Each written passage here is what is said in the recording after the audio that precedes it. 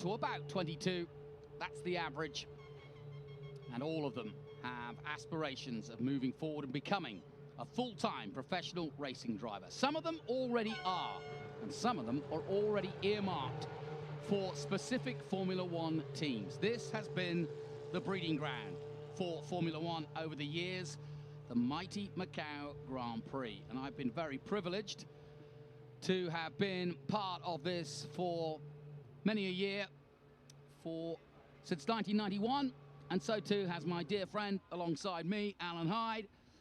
I'm Jonathan Green. Welcome to Macau. It's a beautiful day here, and Alan, this has been a fantastic weekend of racing leading up to this moment. It really has, yeah. There are many things that have changed ahead of the Grand Prix this year. We'll get to them in a few moments. But now we have something about to unfold in front of us, in front of our commentary box, just on the other side of the track to the pit lane, just at the front of where the grid will line up. And it is a very colourful and a great spectacle that we're about to witness, which will get the final countdown to the Grand Prix underway. Well, this is one of many traditions here. As Engineer Costa Antunes, one of the fathers, if you will, of this Grand Prix, and always a popular figure here, and is responsible for a lot of the races here at Macau. And he and the organising committee are here to watch what is the Lion Dance. And we always have a group of local lion dancers who practice all year long to be part of this festival. And also it involves the drivers, because out of the cars they come, the cars are already lined up on the grid, and they are effectively introduced. And they are introduced to the committee and those that have organized the event. And it's a special time for these young drivers, something they've probably never done, most of them who are here for the first time. I'm thinking of people like Richard Verschoor and Liam Lawson. And it's truly quite different for them. And I would have thought quite nerve-wracking too, because you're ready to go racing and suddenly you're involved in a huge festival. They're all lined up right at the front of the field. There is a circle of tabards that is just in front of them, and then the spectacle, the bright colours of the, you would say dancers, but they're not, they're athletes that will take part in the Lion Dance ahead of the final build-up to the Grand Prix. You're absolutely right, they are very athletic indeed, and we're now getting our first look. There's Ferdinand Haxberg at the end of the queue. He's got his moustache going this time, but a great racer and enjoying his time at the Macau Grand Prix. Came so close to winning it. As we look down on the grid, there is David Beckmann's car. It's been a tough weekend for the German, who came here with high aspirations as one of the favourites here. Hasn't come to be, and they're doing quite a lot of work on the back of his car at the moment. They've all done a formation lap, so the cars are on the grid. And in a moment, the organising committee will be introduced to the drivers. And what you may see as a weekend of racing, quite frankly, is a year-round job of organising the logistics of this impressive Grand Prix. You just consider this. Each race, and there are, what, 6 races, as well as a motorcycle Grand Prix, each has, what, 25, 30 competitors and their mechanics and their teams. Then there's sponsors, then there's the organisation, then there's the safety cars, then there's the marshals. I mean, it is a logistic nightmare, and you can't get to the track until pretty much race weekend. As we look through the grid, this is Alessio Lorandi's car, who is in 7th position on the grid. And in a moment, Choi Sayon, the chief executive of the Macau Special Administration Region, will, along with other committee members, be introduced to the drivers, and then we'll dot the I's on and after the Lion Dance is over. That is the tradition. And when I say dot the I's, just paint on the eyes of the dragon head as a signature of good luck to those racers taking part in this very auspicious event. It's a lovely moment as well. This is tradition. You know, you can only be at this one event. There's no other like it in the world. No. And this is a race put on by Macau government, remember. And effectively, this is their, well, it's their main feature of Macau. There are so many other great events here, but this is the big one, and this is what has put them on the map over the years. And It's something they take a great deal of pride in. And like I said, the attention to detail is second to none. They're delighted to welcome back many of those drivers who've been here before, as well as some new ones who are experiencing the amazing sight of the Macau Grand Prix for the first time. A lot of jostling for position for those wanting photographs of this special bit. All the photographers out there. There's the lion dancers getting ready to do their bit. And it's a really impressive sight, I can assure you. They've been on track for nearly 30 minutes. I know, they get ready and get going, yeah. Stretching and getting ready for what is quite a short ceremony, but incredibly impressive. Well, as you quite rightly point out, it's a very athletic endeavor to do these dancers. They are literally doing gymnastics dressed in a dragon suit. You were saying that there's a competition for... Yes. Here in Macau in a couple of weeks' time, at World Championships for line dancers. So I think it's at MGM, so yeah, look out for that. So many great events here. So all the drivers are now lined up. They've got out of their cars. They've done a sighting lap or formation lap to get them onto the grid. They then will be, like I said, presented to the committee and the chief executive of the Macau Special Administration Region, Choi Sai-on. And then they will watch the lion dance, take some more photos, and then get down to the business of trying to be the best driver in the world. Now, there's the committee lined up, and you can see it's quite a mighty throng of folk that involve themselves in this event, and there are hundreds, quite literally, of people underneath this group of leaders who put the event on each and every year. Jüri Vips, though, all eyes on him. Big, big weekend for the man from high-tech and from Estonia. He is the man who won the qualification race yesterday. We'll give you all the details of that in a moment, but I don't want to get into that until we have dispensed with all the activities here pre-race. Such a huge part of the tradition and pomp and circumstance of the event itself. Less than 2 minutes away from the start of the lion dance. Robert Schwartzman, absolutely one of the favourites here. And there's his car. And along with Theodore Racing and Prima.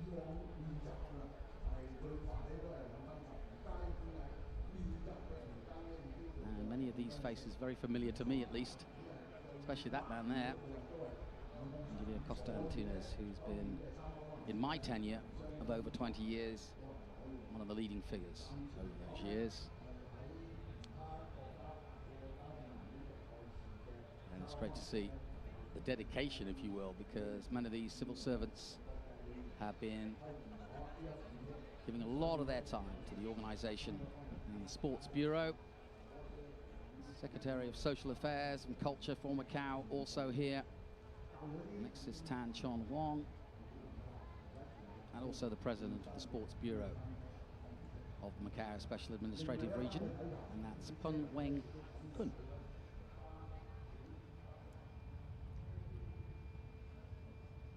So, we are about to get underway.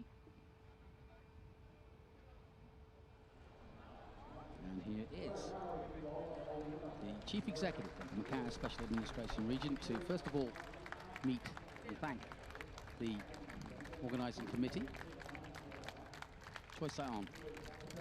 And this, like I said, is complete tradition. He thanks everyone personally for their work here.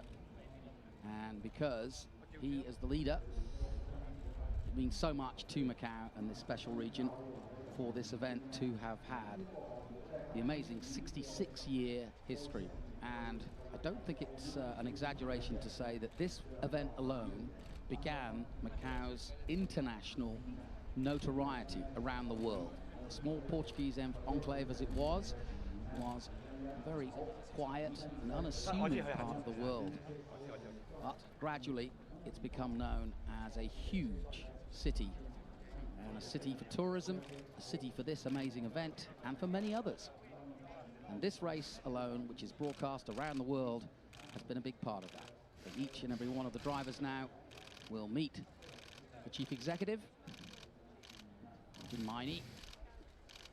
And it's great to see Kivo Hernandez. There's Enzo Fittipaldi. Some famous names here. Marcus Armstrong, Daniel Ticktum.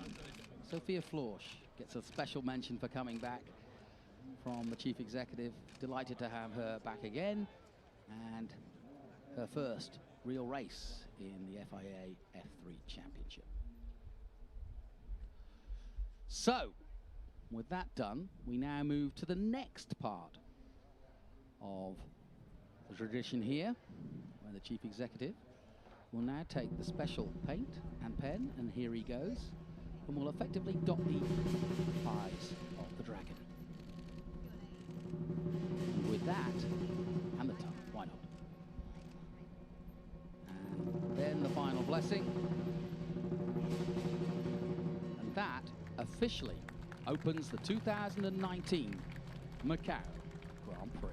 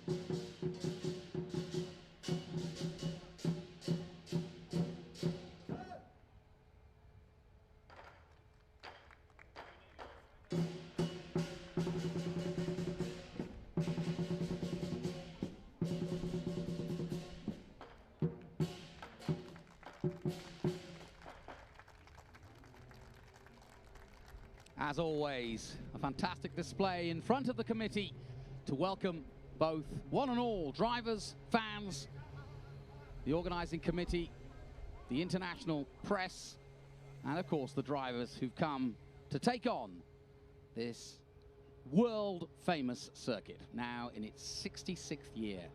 What would they have thought in 1954 if they could have seen what it became?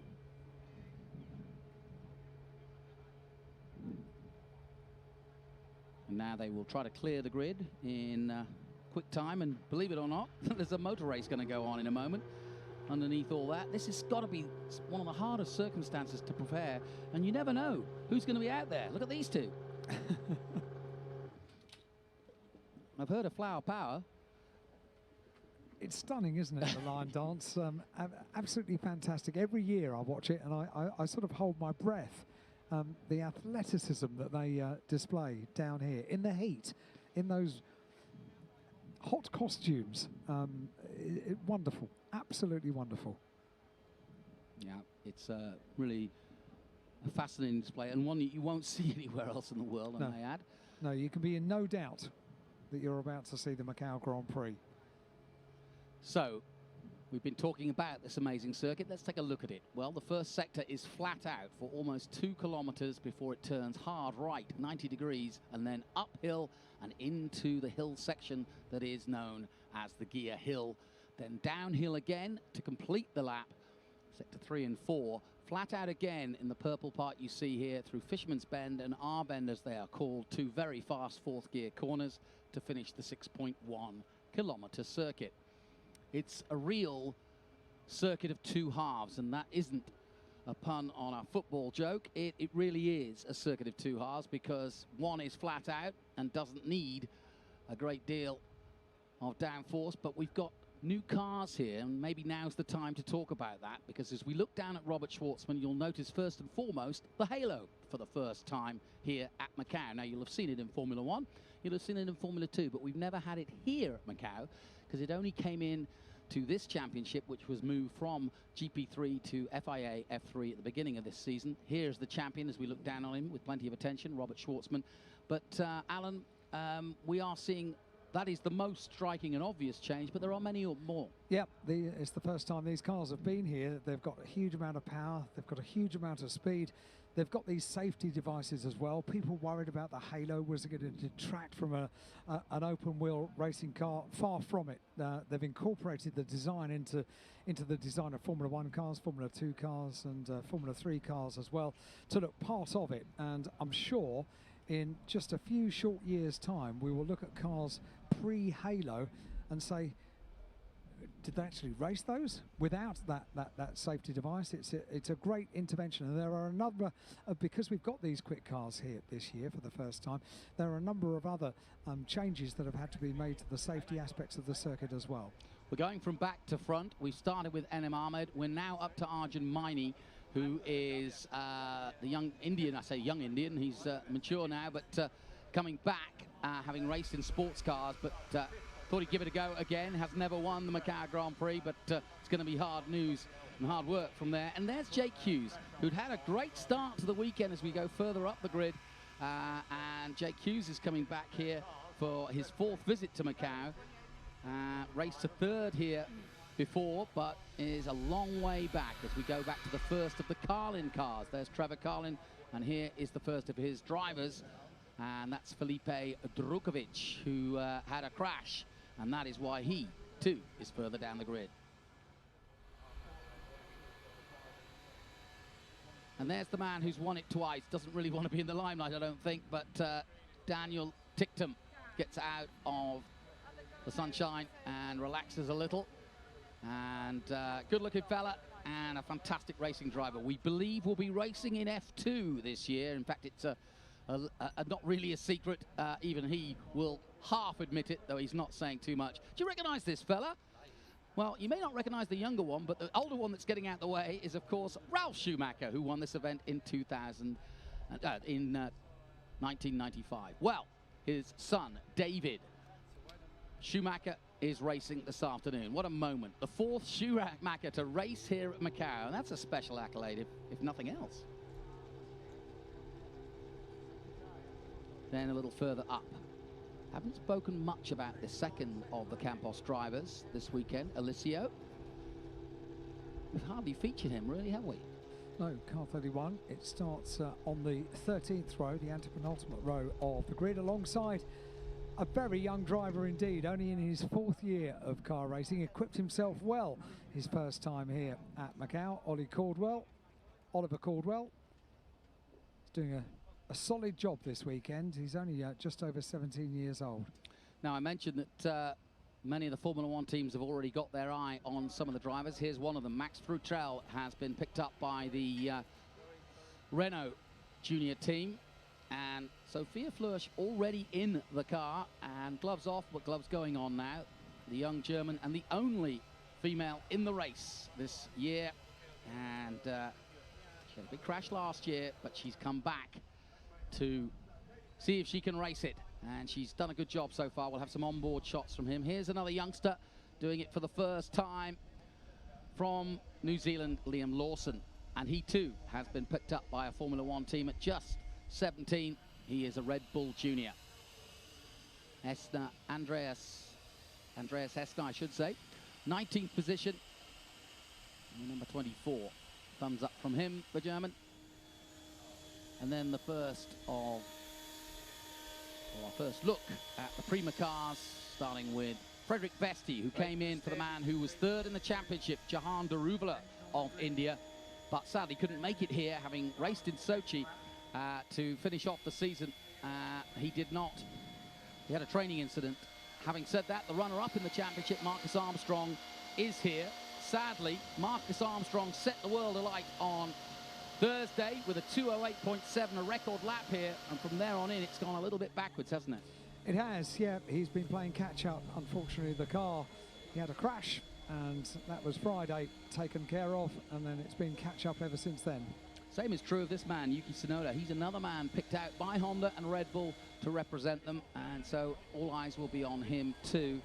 But he's had a torrid time to get to this point. Sebastian Fernandez, the youngster from Spain, lines up 15th on the grid in the number 11. White and blue Richard Mille sponsorship. He races under a Spanish license, actually Venezuelan. Fair enough. Sebastian Fernandez. Well, this man's definitely not Venezuelan. Enzo Fittipaldi, he races under an Italian flag, but of course, we know. He is the grandson of the great Emerson Fittipaldi of Brazil, a multiple world champion in Formula One. Kept out of trouble and made up 15 places on the first lap. Honchi Leon, one of the few Macau drivers. We always have one, maybe two Macau drivers, and some of them have been mightily successful here, including Andre Couto, who won this race and is here today in 2000. Lucas Danner getting ready as one of two Austrians on the grid. And everybody's got these special helmets for Macau with either the cards or the dice to show where they are. And I think there'll be fond memories of this. Ivan Andres has been here before, and he gives us a thumbs up. Funnily enough, his team haven't HWA, and that's another interesting part of this. Now we've got the actual championship of FIA F3. That is all we have here. We have the odd driver that, like Arjun Maini and a few others that have come back. Callum Ilot's another one to think of. But mostly, this is the grid from the FIA F3 Championship. That's a very good point worth making as well. Yeah, some teams not having been to Macau before, and it's a fairly long learning process about victory at Macau, isn't it? And there's David Beckman. We've spoken already about him. There's another point to make is the cars are effectively, unlike any other Formula 3 race we've had here, they are almost identical in many ways. Obviously, they're prepared by different teams as we take a look at Ferdinand Hatzberg. So very much nearly the winner a couple of years ago when he slammed into the last corner of the last lap, but still rolled the car with no wheels on to fourth place. Amazing. But yeah, one thing you should notice that this time the engines are bigger. 3.4 litre V6 Megachrome engines pumping out up to 380 brake horsepower. That is a huge rise as we take a look at the lone American, Logan Sargent, also racing for Carlin Buzz Racing. Buzz, their new sponsor, and that's why the new colours are with Carlin rather than the lighter blue that they usually run. And a rookie, Logan Sargent. Yeah, rookie here, but has driven brilliantly. Callum Ilott, far from a rookie. I think this is his 6th attempt at winning the race. Excuse me, yes, 6th attempt. He's raced here since 2000. He hadn't driven the car before this weekend. No, he had not driven one of these. Here's a guy that I've got a feeling it could do really well today. Richard Bashore. He's unfettered. He is a rookie, but he's fearless. I've watched him race around the world. I've been at close quarters with him in the Toyota Racing Series and watched him very closely there. He's totally fearless. He's a young Dutchman following in the footsteps, of course, of Max Verstappen. And then this man, Christian Lundgaard. He too, a sensational driver, fastest in the pre-test to this Macau Grand Prix, so eyes were on him straight away. He too is a Renault junior driver for their F1 team. And now we come to the front, and Robert Schwartzman, the champion of the FIA F3 Championship with 4 wins, and was very nervous, got no sleep the night before Sochi. I wonder how he slept last night. Be interesting to see, because this man, Jüri Vips, on pole position, the Estonian. We haven't had many Estonians here, but every one we've had has been fast. And he's been fast from the moment he came here to Macau last year. There were very much eyes upon Jüri Vips last year. He wasn't able to get clear qualifying, and that upset the whole of the weekend, but the pace was never in question for Jüri Vips, and this weekend he's been able to show that pace after great qualifying. And the man giving him that handshake just before he starts the engine was another one of those Estonians that's raced here to great success, Marco Asma. And Marco has been his mentor. It's interesting, they've all got racing mentors. Vitaly Petrov looking after Robert Schwartzman. Roberto Meri looking after NM Ahmed at the back of the grid. And it's always nice to have a driver who's seen it and done it. Here is the grid then for our race today. The 2019 grid starts with Jüri Vips of High Tech in pole position. Prima's Robert Schwartzman, the champion, lines up alongside him. Then it's Christian Lundgaard in third and Richard Verschoor of Holland alongside him. Row 3 sees Callum Ilott of Great Britain and America's Logan Sargent for Carlin. Then comes Alessio Lorendi of Italy and Ferdinand Habsburg of Austria. Row 5, David Beckman of Germany and Leonardo Pulcini, who had a crash earlier in the weekend. Kivan Andres for HWA in their first run, and Lucas Danner behind him. Yensa Motorsport are represented by Honchi Leung of Macau. Enzo Fittipaldi in his first race here is on row 7. Sebastian Fernandez, and alongside him, Yuki Tsunoda of Japan. Then comes Marcus Armstrong. We expect him to come through because we know he's one of the fastest men out there. And alongside him, Frederick Vesti. Alongside them on row 10, Andreas Esta. And a little further back, there is Sophia Flörsch. And alongside her is Max Frutrell of Great Britain. And then it's Callowell and Alessio Delida. And further down, there's David Schumacher and Daniel Ticktim. An interesting combination. The two-time champion against the novice who's never raced here before in only his second FIA race. And Philip Drukalov just behind them. And at the back, Arjun Maini of India and N.M. Ahmed of Great Britain. So the gloves are tightened. Yuri Vips with those Estonian colours of blue and white on the front of his helmet. We're going to get some interesting shots from him, I think. It's a huge moment, this, isn't it? The moment that all the personnel are left from the grid and you're young. You hope to impress on the world stage and you have to focus on the start. And everybody's got a story. This young lady came here last year and wasn't able to race. She got involved in a crash and had to recover, but had the confidence and bravery to come back and do it again. And she's in her first FIA F3 race, having tested the car, but only in the wet. I spoke to her yesterday. She's ready to go. 29 degrees is the temperature here. 38 on track. As we go on the formation lap, we'll tell you a few of the other changes to both the track and the possibilities of what the car can do. It's a very different car to the former Formula 3 car. We've mentioned the horsepower, but that also means that it's heavier. Big engine makes the car heavier, which makes it more of a challenge around the hill section here at Macau. And a lot of the drivers were, well, apprehensive, let's put it that way, about how it would run here. But we saw in the first race, we got a really good, tidy race. There was obviously mistakes made by some men.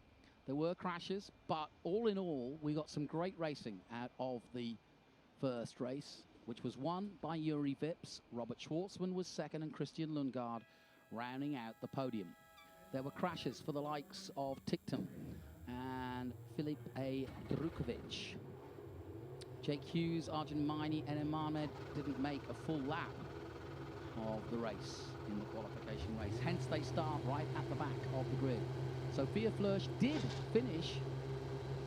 In fact, she finished 21st in the HWA Race Lab car. And we'll be watching her onboards as well as she tries to fight through the midfield. So as we go on the warm-up lap, we've talked about the car. It is more powerful, and that means they've had to upgrade the circuit, Alan, from a grade 3 to a grade 2, and that basically means a few changes here and there. Safety tweaks, yeah. So FIA grade 2 now, the gear circuit here at Macau. That involves certain elements around the circuit. They now have some special energy absorbing barriers around the circuit. We've also got this year the intervention of coloured lighting panels at various points around the circuit as well to consolidate and assist in the normal flag indications that are given at the Marshall Post. And also, the runoff at Lisboa is now directly straight. So if you think that the car is not going to turn right and get round the corner, rather than have an accident and go into the barrier on the outside of the 90 right, you can take the escape road, which is directly straight on. All of those safety inclusions for this year have proven over the 3 days that we've had so far to be very, very worthy additions.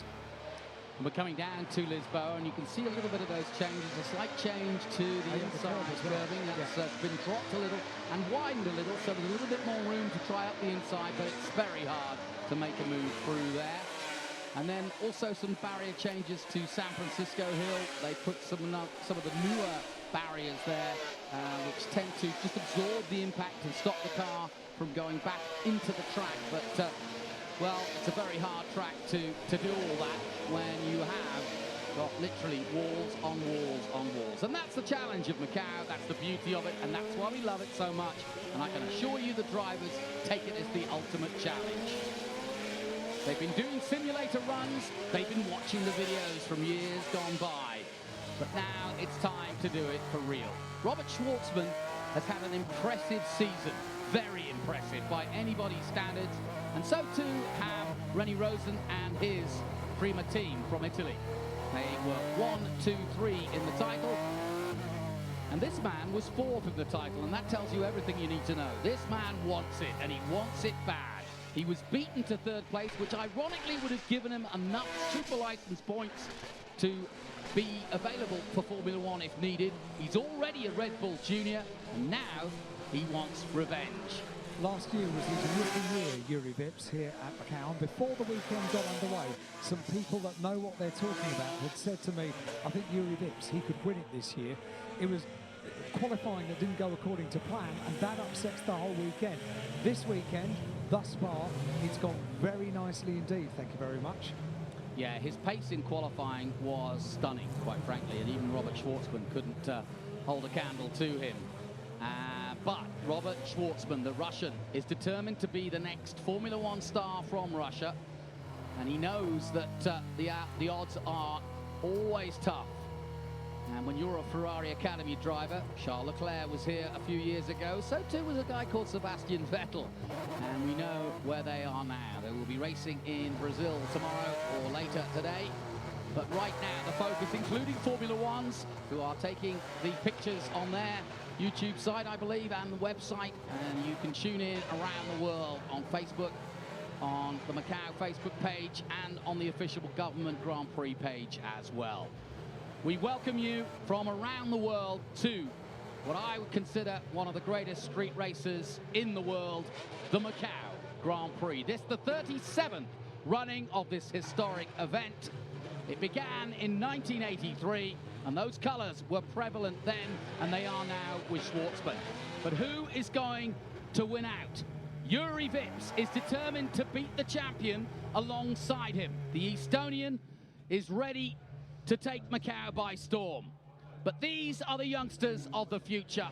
The FIA F3 Championship. All of these men want to make it to Formula One, and Macau, as it has been for so many years, is the stepping stone to do it. One of these men will finish today and be in the headlines. Others, not so lucky. Who's it going to be in 2019?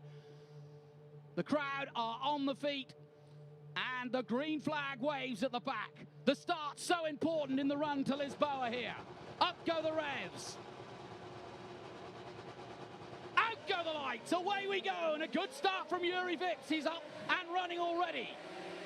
Schwartzman got away well, but a better start from Lundgaard. Lundgaard already alongside Schwartzman as they file down towards the Lisboa. Lundgaard side by side with Schwartzman, and up the inside comes Vasseur. Vasseur's looking for a part in the party, and look at Richard Vasseur. Richard Vasseur, the Dutchman, is in 2nd place. A superb start. Someone's got a puncher in the middle of the field. It's one of the Prima cars, and I think it could be Schwartzman, but through to To the lead goes Vitz. Wow, what a start. It really was. It was a very, very good start on the second row of the grid. Christian Lundgaard and Richard Verschoor really did get a rocket ship start, and that's the advantage now held by... It's no. Schwartzman, one of the favourites, and the champion is out on the first lap. And I have to say, that is the cruelty of Macau. After the perfect season as champion, he doesn't get to take part in the World Cup final, so to speak. But Juri Vitz has now just vanquished one of his closest rivals, but he won't like the sight of Richard Verschoor behind him, because Verschoor now will have his tail up. Verschoor, ironically, a former Red Bull junior. So he would like nothing better than to beat the current one. But look at the advantage already that Juri Vitz has got. We haven't even completed one lap out of 15, and already there's big daylight between himself and the second place car of Richard Verschoor. But it was the second row that really got such a very good start indeed. Robert Schwartzman, what disappointment for him. That's what Macau's all about. It looked like he got a puncture, and he must have slowed the rest behind him, because he was right in the middle of the circuit going slowly, and I think that may play a part in Vitz's lead at the moment, but it doesn't matter. He's just put in too fast a split. So, look at the queue at Melco. They're almost stopping and bumping into each other. Vitz is off and running, and still Sophia Florsch trying to get that wheel turned around. Look at that, she's having to turn 3 times almost to get that wheel done. Through comes second place Verschoor. Number 9 is Christian Lundgaard, the Dane. It's Estonia, Holland, Denmark, Italy, and Burundi. And the gap at the end of the first lap, almost 2 seconds that Juri Vitz has over Richard Verschoor. Really impressive by Lorandi, who has been here before and has come back. He was here a few years ago, but he hasn't raced here in the last couple of years. And look at this, the big surprise. He's 4th at the moment. Logan Sargent of the USA is in 5th place, and Ferdinand Haxberg is right up there too in 6th. Logan Sargent, never having been to Macau before this weekend, very impressive when I first saw him compete in British Formula 4, and Logan Sargent up into 5th place. Yeah, some good overtaking going on at Lisboa. That's the obvious place to overtake here. That was Dunner just going through on Kivan Andres, I think, and some real interesting moves here. Callum Ilott with a not so impressive start. He's down in 8th position. He's gone slightly backwards, and we're also watching Enzo Fittipaldi coming forward. So too Liam Lawson, who's just set the fastest split time. There he is, going through your shot now. Another one of the Red Bull juniors in his first outing at Macau, and looking for a good result. He just did a 22.4 in that first split. Those to watch going forward, Marcus Armstrong from his grid position up into 16th place at the end of lap number 1. Who else do we need to look for? Well, double champion Dan Tickton up into 22nd after the first lap. Well, Schwartzman, I don't know if he's still sitting in his car, but I would be. I wouldn't want to get out. I just would be so distraught after all the hard work and after a brilliant season where the Russian came here on an absolute wave of glory. And that's Macau. How cruel can it bite? I said some will go out in a blaze of glory. Others will be forgotten from the results list. And I'm afraid Robert Schwartzman, thankfully, can take away the fact that he's champion. But this could well be the man who was 4th in the champions' chance. And fun enough, ironically, he raced for Prima, did Juri Vitz in his early career in F4.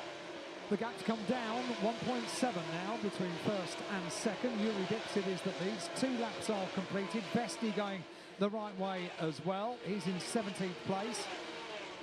Beautiful sound of these new FIA F3 cars ringing out at Macau as everybody jostles for position. Haxberg just going through the Mandarin in the number 10. Verschoor doing a really good job. What a sensational start Richard Verschoor had. Lorandi under pressure now from Logan Sargent, the former kart world champion. And Logan Sargent also a rookie here at Macau, following in the footsteps of the likes of Santino Ferrucci, Ryan Tavita, and Gustavo Menezes. Christian Lundgaard. Here's another look at the start. Now watch out for Richard Verschoor. He's in the number 21 in a red car, and you'll see him, there he is, on the second row. You know, he's currently in what, 4th position. But now watch him to the inside. This is where he's brilliant. Everybody else is jostling for position. And watch Richard Bashaw. How good is this? He makes one place up here, another place up here, almost challenges for the lead, slots into 2nd place, and that is dynamite. And there's the puncher. I think it must have been a bit of debris on circuit, because it's got to be a puncher, don't you think? It's one that we'll be talking about for some time. Or has he lost some wing there? Maybe the wing has gone into the tyre, because yes, the wing is damaged. Yeah, certainly a deranged front wing for Robert Schwartzman from the front row of the grid. Here we go, we'll see it now. Keep a close eye on Robert Schwartzman's front wing here, and let's just see what happens.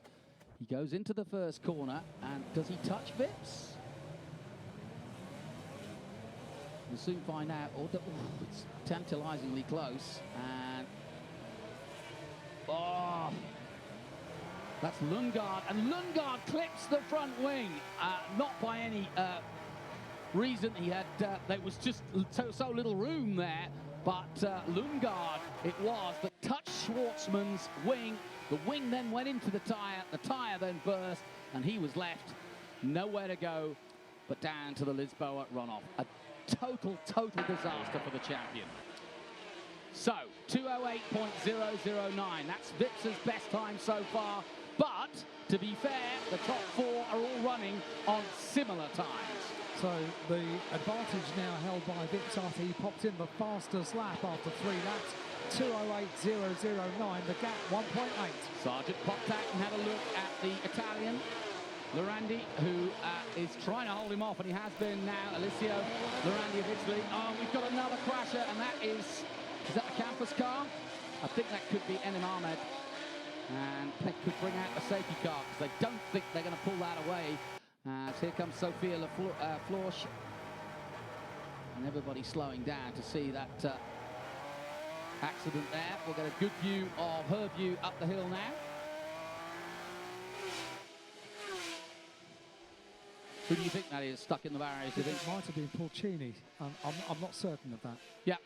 Well, we'll soon find out. And like I said, I've got a feeling it may well bring out either a virtual safety or, as Yuri Vips continues on, or at least a local yellow. But Yuri Vips now, what, 1.8 seconds. Here we go. It is the 33 car. Leonardo Porcini, quite rightly, good eyes, the campus. Oh no, and a big off, and that surely will definitely slow proceedings down here, and safety car has been deployed as a massive smash has occurred right in the middle of the track. And that could have been, I'm trying to think who that might be. Is that possibly Habsburg? An ART car for sure. Let's have a look. Could well be. Well, my guessing at the moment is it could be Ferdinand Habsburg. We'll get a closer look at him in a minute, I'm sure. Full course yellow now, of course. Safety car deployed for the first time, so yellow flags around the circuit. Safety car boards are out, and the yellow LED panel lights displayed. It could have been Christian Lundgaard, who was also in an ART car, and that would be real disaster for him, because Lundgaard was running third, and no, he's not. He's there. He's okay. So it's got to be Habsburg, I think. But anyway, all will be revealed, but the top 3 stay as they are. Vips, Vishaw, Lundgaard. Here's another look at what happened. Yeah, it could be a Callum Ilott, you know. Oh, yeah, he bounced off the curbs and then bounced across, and that's the problem with Macau. Ooh, a burst of flame there too, that doesn't help. And that'll put some nasty grime on the track too, at a very fast part of the circuit. But a big off. And it's either Callum Ilott or potentially, as said, Habsburg. It's hard to tell from here. It's a big off either way. So this is Macau. This is what happens, and if you're just tuning in, we welcome you. But this is how Macau goes. It only needs one accident and the race complexion can change. And also, so too can your massive lead.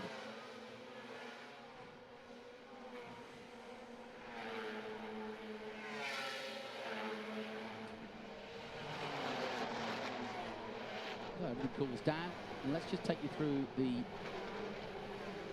field as it is. Yuri Vips, Richard Bashaw and Lundgaard stay first, second and third. Lorandi stays in fourth for Italy. Logan Sargent.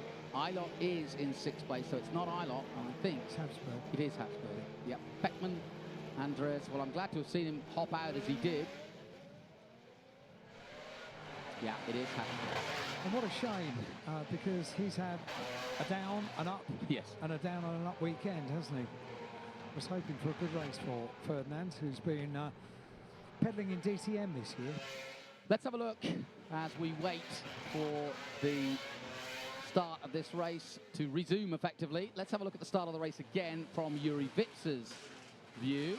And looking back from Schwartzman, I bet this is very interesting. Look at Lundgaard and Schwartzman. They were side by side, and you will see the touch now. Watch to your right.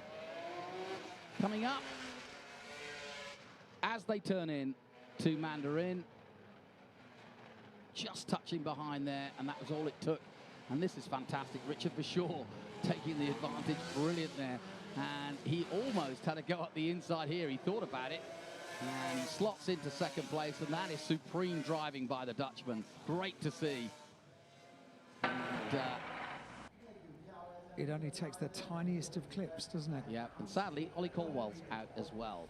Oh, that's a real shame. And it doesn't look like there's any damage to the car, so something mechanical's gone wrong there. We wonder if he may be the youngest starter of the Macau Grand Prix. Kiwi fans, Lawson is 10th, Armstrong is 13th. Japanese fans, Sonoda, the only Japanese in the race, is in 12th place. And confirmation, it is the ART Grand Prix driver, Ferdinand Habsburg, who's come here many a time before, but sadly will not complete today's race and has had a big smash into the walls here at Macau. Now, they'll get it cleaned up fairly quickly, but it does mean that we will have a shorter race, and Habsburg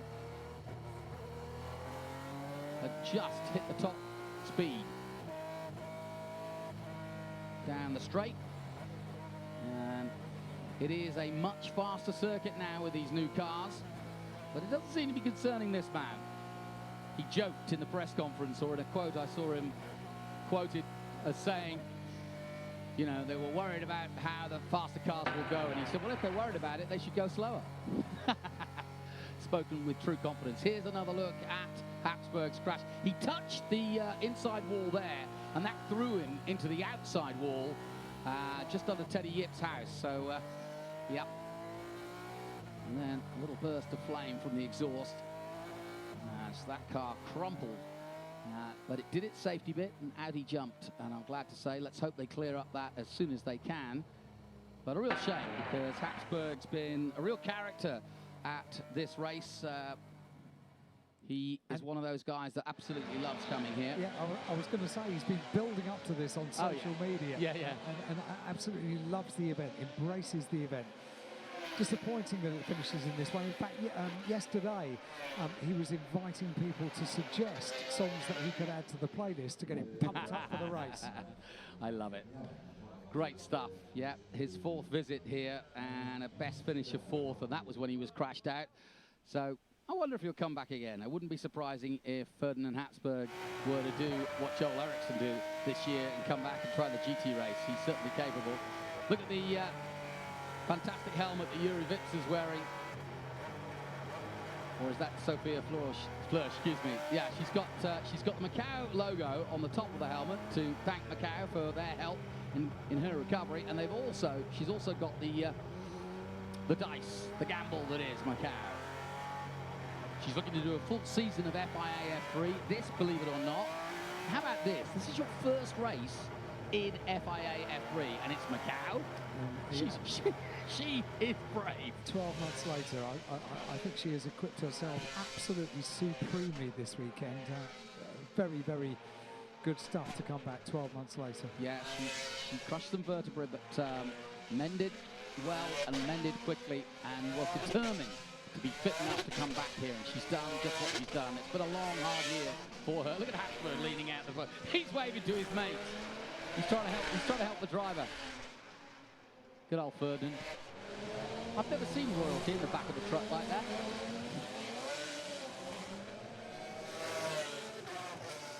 Fantastic stuff.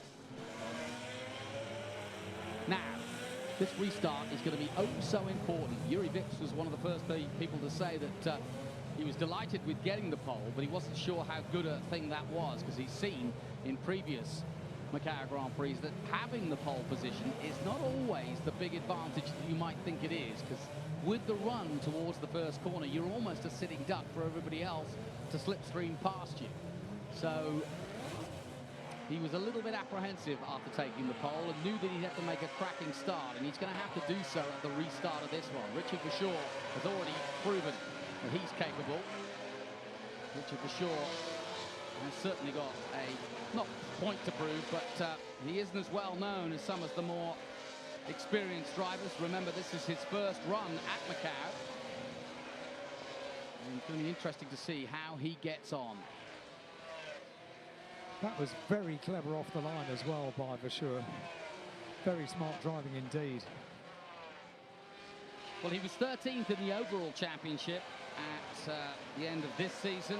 He did the Toyota Series in 2018, got runner-up in that. Has done a few GP3 outings, 8 races in GP3 to 15th in 2018, and also the Formula Renault Cup, but never really had that much success, although he's always been a quick driver, and like I said, Red Bull picked him up early on. And also keeping an eye on Dan Tickton. He's still in the running. And you never say never in this race, do you? He's down in 18th position at the moment. Champion.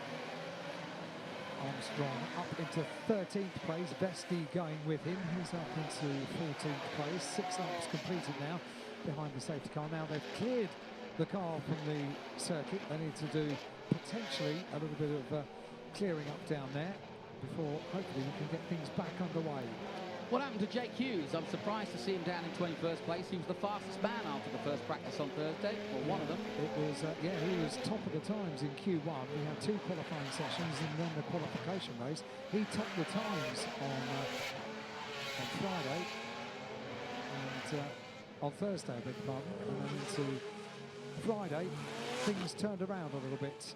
Tell you what, Christian Lundgaard has got very lucky, given that he touched with Schwartzman down the straight, and no fault of anybody's, but they did.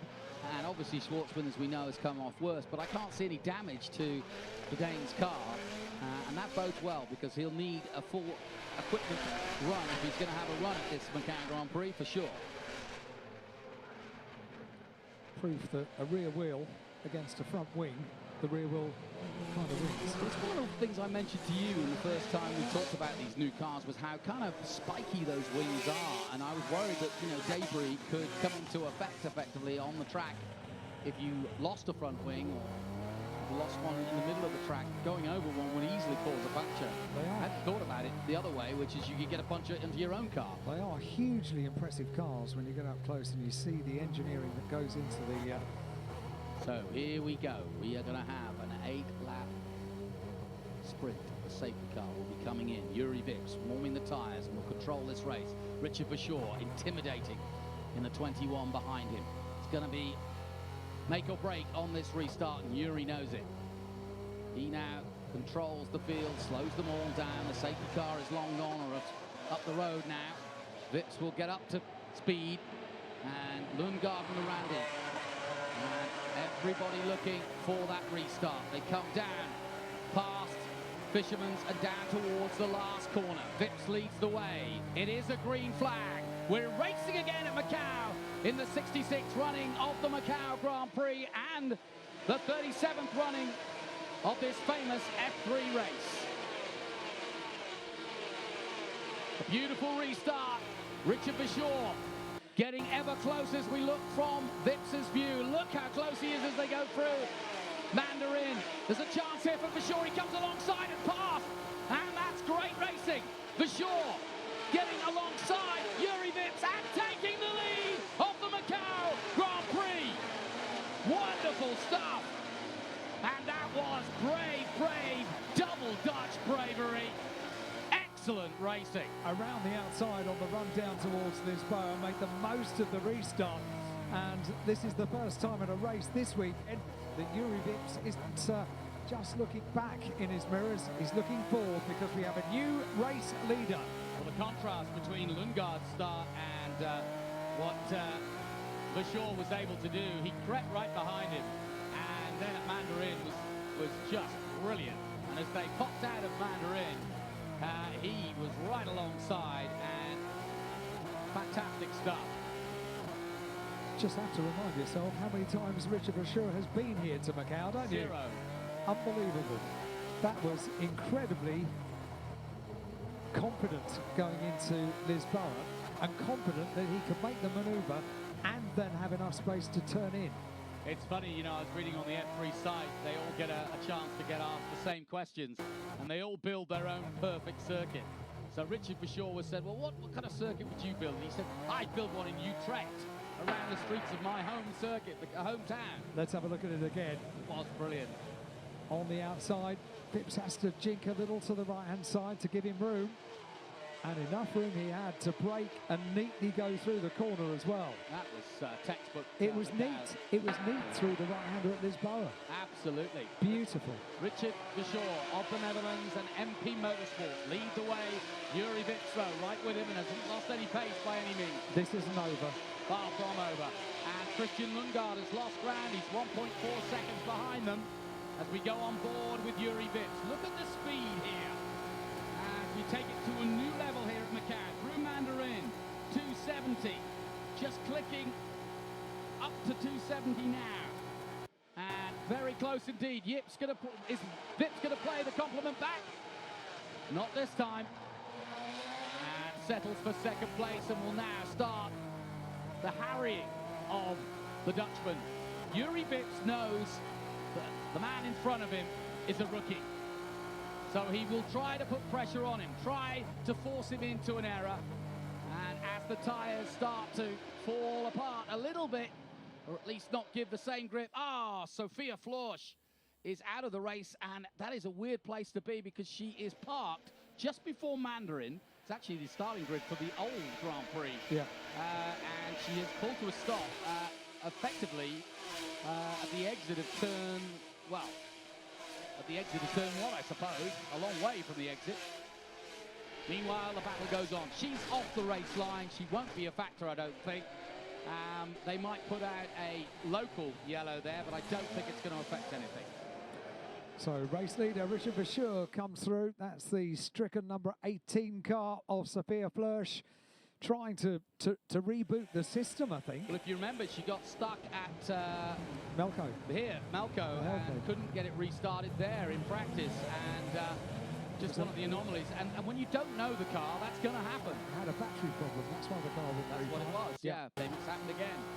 Meanwhile, down towards Fisherman's, but the only man fishing is the Estonian, and he's looking for a special Dutch catch right now. But the man with Dutch courage, quite literally, to take that move to Yuri, is holding the lead and holding it well so far. Supremely confident so far by the Dutchman. What a turn up for the books this would be. Vips sets the fastest 4 split and goes in pursuit of the Dutchman. Logan Sargent takes the overall best lap of the race in 4th place. The rookie up into 4th place at 2:07.832. Well, it's the first time we've had these cars here, and it's the rookies that are doing the business. But here comes Vips. He's very close again to Richard Vachon. He jigs to the outside. Vachon says no. And the battle for 3rd place goes on, and Logan Sargent is up to 3rd. Logan Sargent of the USA and Boca Raton in Florida has overtaken Christian Lundgaard and now goes in pursuit of the leaders. What a turnaround. There were 2 battles going into Lisboa. You were looking at the top 2. I was looking at the second 2. Wheel to wheel, side by side, they turn into Lisboa, and Logan Sargent is also a rookie here at Macau. Meanwhile, Armstrong is up to 10th. We knew he'd show at some point. His fellow countryman, Liam Lawson, up to 8th position. A great showing by all the rookies so far. Back with Vips. You just cannot make a mistake here. It's tantalizingly close to the walls on every corner. This is the hardest braking corner for sure. Look at that little bit of moment there for Yuri. Into Moorish Hill, down through the gearbox to 2nd place. Little oversteer as he put the power down towards Donna Maria. Here they go again. No overtaking through here, but you've got to be picture-perfect precision through this tunnel-like track that is Macau. down to Melco. Watch the wheel as it turns once, twice, just to get round the corner.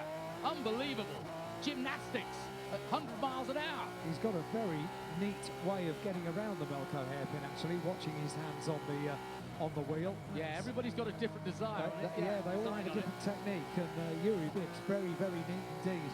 Fantastic. Ooh, the VFC has been deployed. So, again... That's going to be to recover Sophia's car. Yeah, and as you can see, all the cars slow right down. And that is another safety feature that comes into play here, is that there is no question that they slow right down, because it effectively comes on automatically, and everybody's engine is cut, and they crawl to the next spot. But I think that's because you're absolutely right. They've got to get a truck on to get Sophia's car out of the way. The reason being that somebody could be attempting an overtake there, and it just needs a little bit of unsightedness. And yeah, you've just got to, it's as simple as that. You've just got to clear it up, but it also makes it a bit more sighting, doesn't it? So everyone's speed now limited, and trying to keep the heat in the tyres is the important thing. I have a feeling that Richard Bashir is well aware that the restart is going to be the opportunity that Yuri Vips is going to have in this race as we go into the final third of the race, to get his own back, if you like, to what Richard Bashir did after the restart last time. So Sophia Flörsch's car about to be recovered onto the back of the flatbed recovery.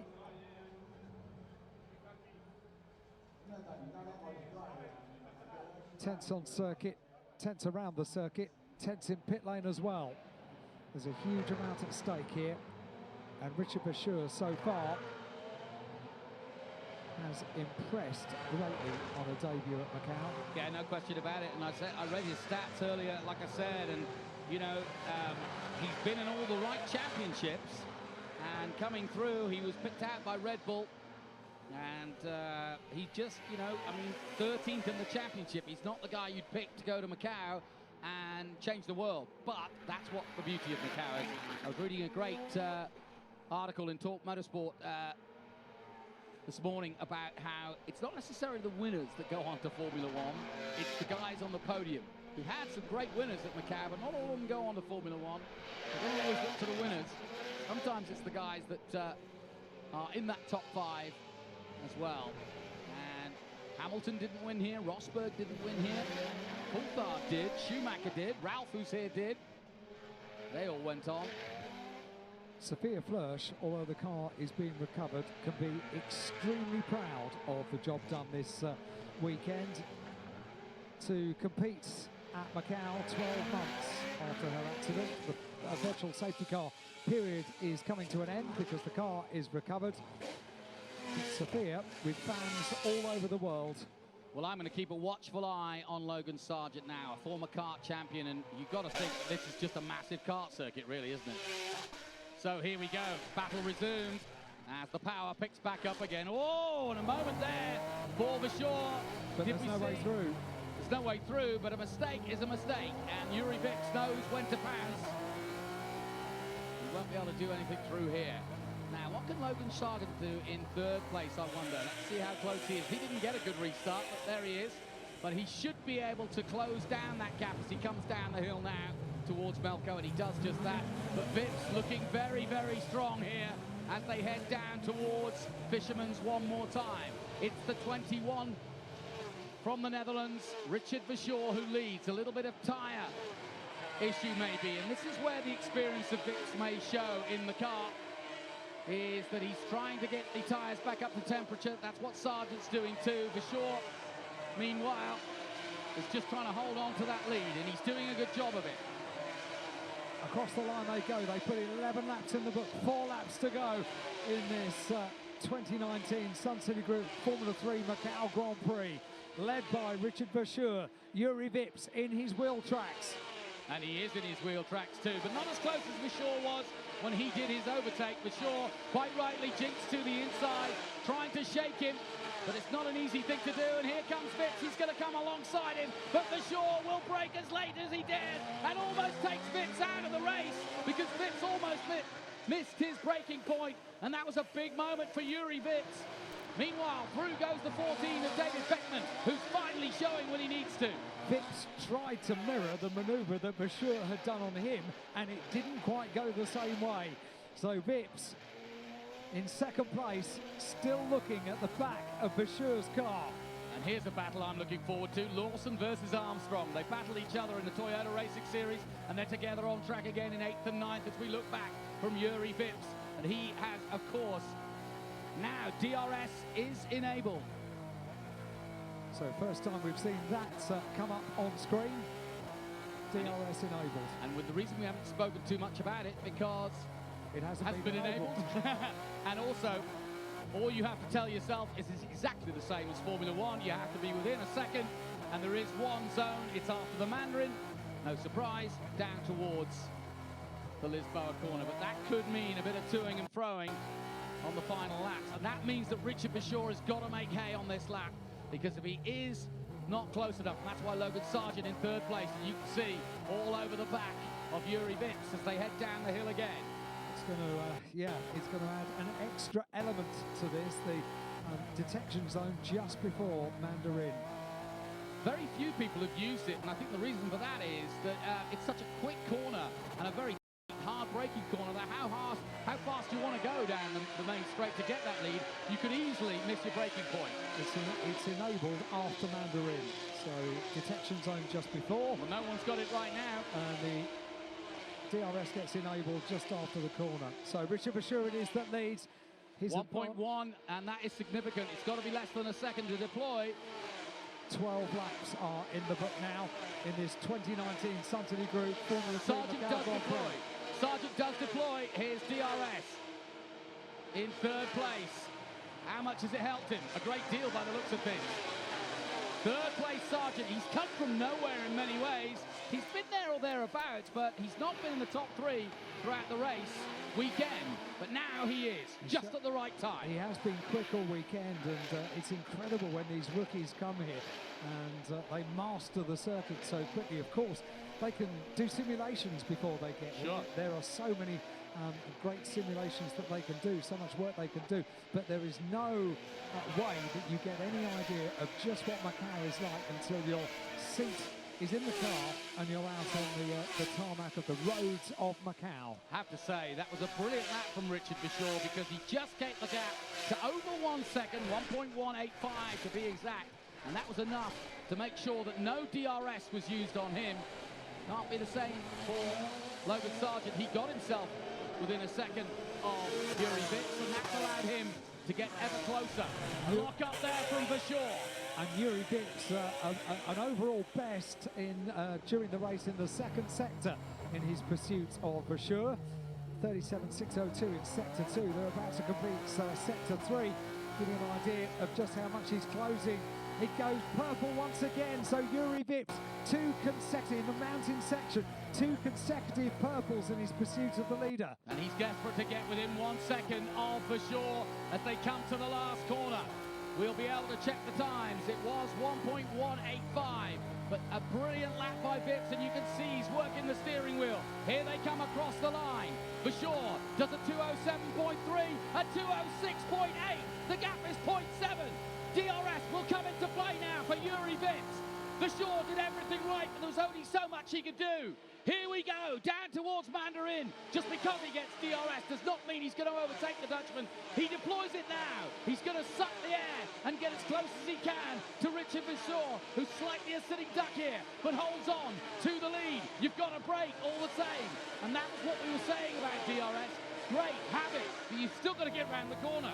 Yeah, and Bashir keeps everything neat and tidy despite the huge amount of pressure he's under. Here we go, Sonoda makes up a place. Everybody now fighting. Sonoda up to 11th place by Skivian Andres. Best lap of the race, Yuri Vips on that last lap. This lap and one more for the Suncity Group Formula 3 Macau Grand Prix, the World Cup for Formula 3. 206.865, the car in 2nd place with the fastest lap of the race. Plenty of changes going on. Lawson up to 7th place. Armstrong moving with him up to 8th, ahead of Beckman, who's dropped down. Callum Ilott is still 6th. Lorandi is in 5th place. Christian Lundgaard holding on to 4th place, but the battle is at the front between the top 3. absolutely wonderful battle between these two. Yuri Vips in his second year at Macau, Richard Bashir in his first year at Macau. He leads. 1.5 laps to go as they twist their way through the barrier. Another little lock up there by Bashir. Into Melko. Fantastic onboard pictures here. As almost tapping the back end of the Dutchman goes the Estonian. Almost touching the wall and touching the barriers. It's so quick. No room for error. Absolutely zero. How thrilling can you get them going on board with Yuri Vips chasing down the race leader? Little mistake there. Little mistake and a little oversteer on the exit to Fisherman's Wall for Yuri. But he's still going and he's pushing like as hard as he dare right now to try and stay with Richard Bashir. Let's take a look at the gap. Bashir does a 2:07.5, a 2:07.4. The gap is 0.6. DRS will again come into play. But not this time for Sargent. Only Vips will be able to use it. Here we go. And away he goes, opens it up, sucks in the air and says, here I come. And Bashir gets as wide as his Dutch elbows can make him. Up the inside goes Vip, but he can't do it. Bashir supreme under braking. This is a fantastic display of Macau racing by Richard Bashir of the Netherlands. And now on the final lap into position. Everybody fighting. This is Lawson and Armstrong. They're going at it. Lawson in 7th, Armstrong in 7th. Those two have been at it all year long, and Armstrong definitely wants to beat his fellow Formula One junior. One from Red Bull, one from Ferrari. But right now, we're watching a man who had a junior Formula seat, but he's now beating the man who Red Bull believe is a better racer. Bashir has come to prove that wrong. Richard Bashir of the Netherlands on his way to victory here. If he can hold it all together through Policeman's for the last time. Had a lot of fun with him down in New Zealand in 2018. He was a great racer there, no street circuits. But he showed that he's got pace and he's got confidence, and he has driven with supreme confidence. He took a brilliant start, got himself into position, and since then Richard Bashir has been superb. Yuri Vips try as he might, Sargent right there with him. Lundgaard's caught up in 4th place. Here we go, folks, down to the finish of the race. There are back markers in the way. Richard Bashir's got to clear those back markers and hold off Yuri Vips of Estonia, who's been the fastest man all weekend long. Who is going to win this famous Macau Grand Prix? Here we come to the last corner, and for sure, it's Richard Bashir. He's done it, fantastic stuff. Oh, I don't believe it. A rookie wins Macau for the first time of asking and beats one of the top drivers in the world of FIA F3. Superb racing, they can't believe it. MP Motorsport are winners at Macau. Brilliant race. Didn't put a foot wrong, and despite DRS, he held on, and they can't believe it. Wow. You know, it's interesting. I talked about MP Motorsport, and they said, well, we're not really favourites for a race like this. It's not really a racetrack, you know, that we've got the experience compared to the other teams. And I think they just cannot believe it. They've also got a great result with Liam Lawson, 7th place, holding off Armstrong. So it's been a superb day for both their rookies. Yuri Vips takes 2nd place, and the Americans take a rare 3rd place here in the City of Dreams. And broken dreams as well, because Yuri Vips, after the qualification and the qualification race, may well have thought, okay, just keep this neat, keep it tiny, do what I did yesterday, and victory will be mine. Logan Sargent, what a performance by the American. I can't think of the last time we saw an American on the podium. And 2 rookies on the podium. Richard Bashir that and I think Logan is the best story of all, yeah. Supreme. The cars were all rookies, and we've got 2 rookies on the podium as well. Let's just go down the order and see what happened to the cars that we were watching. Marcus Armstrong, you mentioned, finished up in 8th place. David Beckman in 9th place. Vesti in 10th place. Ticktum, the winner from the last 2 years, 13th place. But Richard Bashir making the most of that restart, just superb. Well, the confidence that he had round the outside and then turns in, and the car was nowhere near the barrier on the outside. Well, I'm sure the legion of 60,000 fans that follow Max Verstappen around the world will just keep an eye out for the number 21 from now on, because I think once you win the Macau Grand Prix, you step up into rarefied air. And in the current situation with the Dutch Formula One Grand Prix coming up, I think Richard Verschoor may well be a well-known name by the time we come around to next year. Incredibly impressive. It won't even have begun to sink in as he makes his way around the Macau hairpin. And by the way, he's a super lad. I've spent a lot of time with him, and he's a great character, as all Dutch drivers are. You know, they're great fun to be with. They're a wonderful nationality, aren't they? Yeah. But he loves his racing. He always has fun with his engineering, his mechanics. He's always fooling around, playing jokes on people, and you know, I don't think, I mean, I spoke to him before the start of the weekend, and he was, do you know what he actually said to me? He said, I said, how was free practice, first free practice? He said, I was dizzy. Well, I couldn't literally Well, see. you would be dizzy. He said, I'd never seen anything like it, and I really didn't think I was able to race here. Wow.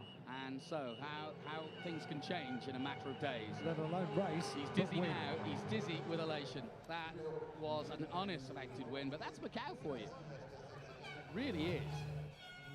And to be honest, so often we get safety cars or situations that you feel like a win sometimes doesn't come fair and square, but that was absolutely fair and square. An empty motorsport, what can you say? Both their drivers in the top 8.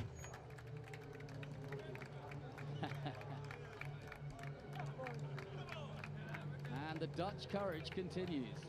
We've got another one. I love it. I was going to say, Formula One are going to be smiling.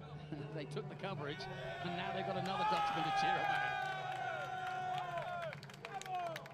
about. A man from Utrecht.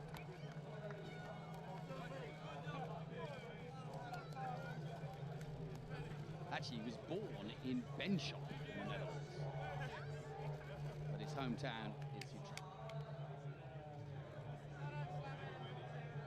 And if you want to follow him from now on in, why not go to his Twitter at @R_Verschoor1. And today, he's just that. He's getting followers by the hundreds as we speak, I have no doubt. What a day. You got a feel for Yuri, though. Yuri Vips. And here is confirmation after 15 laps of Richard Verschoor with the win. Yuri Vips taking second place. Logan Sargent of Carlin Motorsport takes third. Christian Lundgaard did a good run, fourth place. Alessio Lorandi back for fifth place, and Callum Ilott likewise back to sixth place. Liam Lawson holding off his fellow Kiwi Marcus Armstrong to take seventh place in his first attempt at the Macau Grand Prix, and eighth place for Marcus Armstrong. In ninth place, David Beckman and Frederick Vesti 10th, and Yuki Tsunoda in 11th place. Been a trouble weekend for the Japanese. Kivan Andres 12th. Daniel Ticktum, the champion from the last 2 years, finishes 13th, having started at the back. And Lucas Dunner taking 14th place ahead of Sebastian Fernandez and Enzo Fittipaldi. And a little further down, Jake Hughes, who had so much promise at the beginning of the weekend, down in 17th. Max Futrell in 18th. Hon Choi, the only Macau driver, down in 19th position ahead of Esner. And David Schumacher, 21st. And NM Ahmed, who did succumb to the barriers, down for Campos in 22nd. Arjun Maini not finishing either. And Filip Trojkovic down in 24th.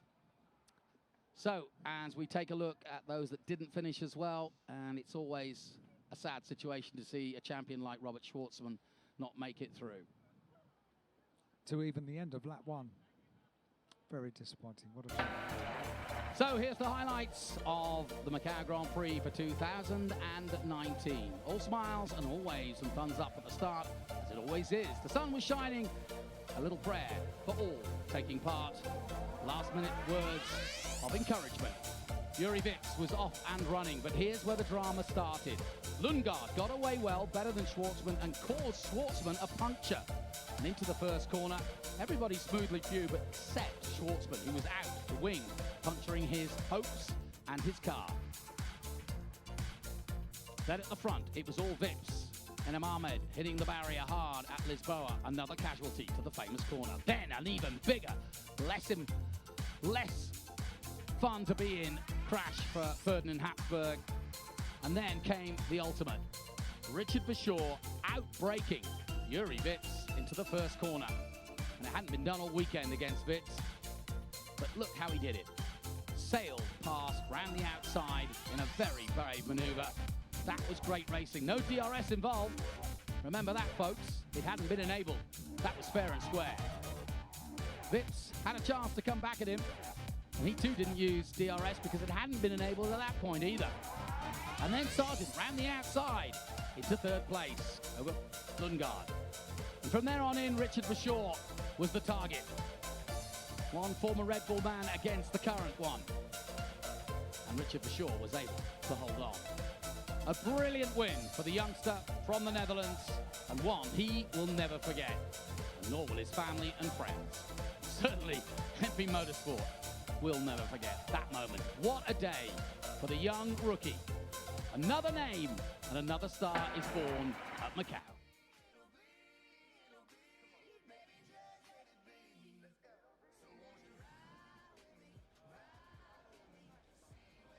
So, the calm after the storm. And as you can see, the press and the international media gathering to enjoy the podium celebrations. I hope you've enjoyed the Macau weekend with us. It's been a long weekend, but it's been a thrilling weekend of great racing throughout. And there's no question that this is what it's all been about. A chance for, and I always love it when a new face, a new name, it may be one that I know, but it's, I'm sure, one that many others around the world who haven't been closely following FIA, F3, or Toyota Racing Series, or any of the series that he's come through, and know that he is good, but even in the F3 circles, he's not really shone. It's a very good way of allowing the world to note your talent, to be on the top step of the podium at Macau. It is no easy feat. Well, like I said, it's launched the careers of Alex Lynn, of Darren Manning, to a certain extent Jenson Button, but he was already there. Takuma Sato, without a doubt. If I could call through Here comes Ian to the podium, the winner of the 66 Macau Grand Prix from the Netherlands, Richard Verschoor.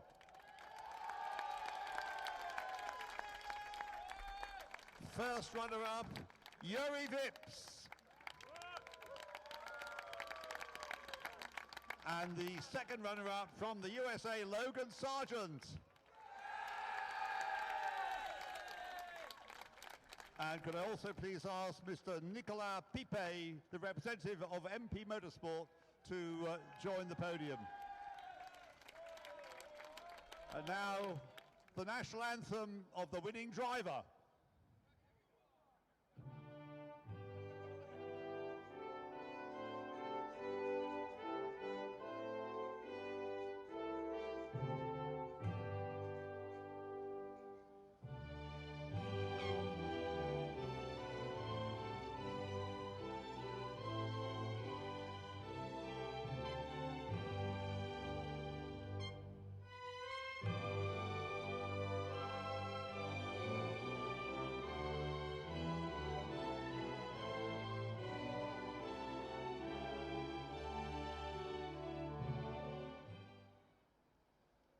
The national anthem fades away, the national anthem of the Netherlands. Could I ask now, please, Dr. Alexis Tam Chon Weng, Secretary for Social Affairs and Culture and President of the Macau Grand Prix Organising Committee, please, to make the presentation of the laurel and the trophy, first of all, to the winner of the Macau Grand Prix, to Richard Verschoor.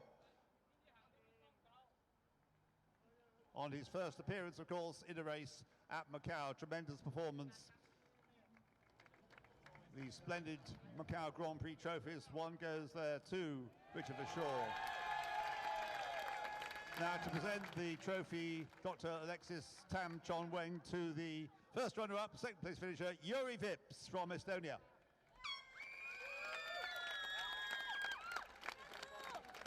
And to present the trophy and the laurel to third place finisher, second runner-up, to Logan Sargent, again, Dr. Alexis Tam Chon Weng. Pose for photographs, please. Thank you very much. Thank you, Dr. Tam. Now we have the FIA Formula 3 World Cup for Drivers, a trophy presented by the FIA. And to do the honours, to make the presentation to Richard Verscholl, can I ask please Mr. Bob Kettleborough, the FIA Formula 3 Race Director, to hand the trophy over. Good to see Bob back behind the race director's desk at the Macau Grand Prix. Normally keeps busy in Formula 1. Pose for the photograph, Bob. Go on, good posing. Thank you very much. Thanks, Bob Kettleborough. And I think it's time for the Suncity girls to arrive on the scene. To a sort of cheer, do better than that. The FIA Formula 3 World Cup for the winning team. MP Motorsport represented by Mr. Nicolas Pipe. Presentation by Mr. Louis Koo, Great China famous actor.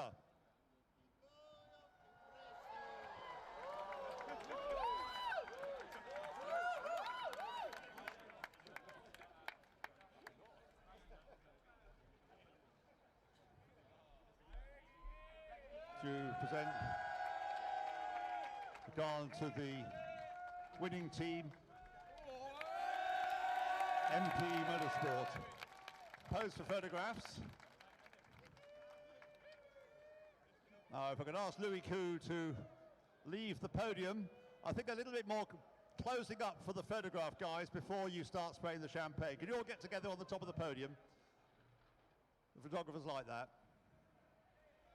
There we are.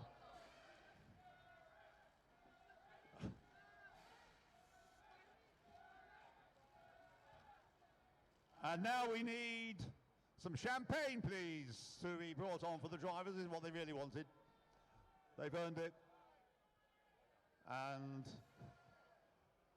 Nicolas Pipe joining in as well. There's a big grin on his face. Who will be first? Richard Verscholl, I think, has made it first. And well, I'm told I haven't got much time to ask questions. They'll go into a press conference later. But Richard, could you jump down? Because you're tall and I'm little down here. So jump down. And I've got to be quick. Tell us what your thoughts are, having achieved what is probably the greatest win of your life so far. Yeah, it definitely is. I still really can't believe it, to be honest. It was a really tough race. Yuri was really quick behind me. But I think everything I could have done, I did. I touched the wall a bit before the end, so last 4 or 5 laps were with a bent steering wheel. So it was a bit exciting, but I would say I'm really happy. Thanks to the team. I mean, we've worked really hard to get the car better and better. I'm just really proud for every opportunity they've given me, and yeah, it tastes like more. And what about Macau as a circuit? Your first time racing here, what do you think of it? It's the best ever. It's definitely my favorite track, like by a mile, and I can't wait to go back here next year.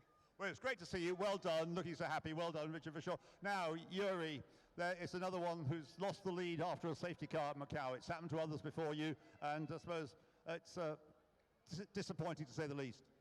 Yeah, extremely disappointing because I think I've done a perfect weekend, and yeah, really didn't get the victory today because the DRS was not working. So yeah, unfortunate for that. It was working in the end, but it wasn't working when it was supposed to, so I just went for the move and locked up my tires. So that was my race done. I could still catch up somehow, even with the big flat spots, but it was a bit too big of a deficit with the tires in the last 2 corners, so I could never be close enough to attack for the victory. But yeah, just want to take High-Tech Grand Prix for a great car this weekend, and yeah, just a shame for the end result. As you say, you've done a brilliant job, and it's a shame about the DRS not functioning properly. You going to come back? I really want to. I'm not racing in Formula 3 next year, but if I have the opportunity, then for sure, I want to go for the victory. Where are you off to? Not sure yet. But you don't think F3? No, not F3, but yeah, we'll be confirmed soon. Well done. Congratulations, anyway, on taking second place, even if it should have been first in your view. I wouldn't say first. Richard deserved the win. Yeah, he did a fantastic job today. He took the opportunities when they appeared, and he deserves the victory. But yeah, just a shame because we were much faster than him today. Anyway, it's great to see you. Well done, Yuri, on second place. Thanks very much. And a word now with Logan to, well, were you expecting this? Well, it was always a possibility. We gave it everything we had, and just hard work between myself and the team, and that's what you get. I felt at one stage, about 5 laps at the end, you were actually going to threaten the 2 leaders. You were closing up on them. Yeah, I was looking pretty good till that VSC, and then I don't know, I lost temperature in my tires, and I never really felt the grip again. So that was a bit of a shame, because I was catching them at one stage. So, you know, we'll take it. It's my debut, and we'll be back next year to win it. And it's probably the best result you've had, isn't it? In F3, yeah, for sure. Yeah, well done. Congratulations, Logan, on taking third place. So, Logan Sarge, don't forget your trophy.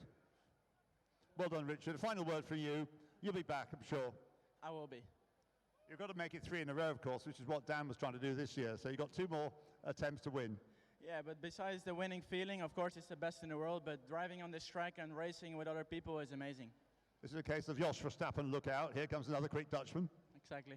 Right, well done. Congratulations then, Richard, and enjoy the prize giving later on this evening. Yeah, well. Sure you will. Bye for now. He's absolutely overwhelmed. It's been a great job. Well done. Congratulations. Well done. Well, there we are. That's it. They've got to go off to their press conference, and we come to the end of another great Macau Grand Prix. I'll get out of the way so that don't get in the way of the photographs.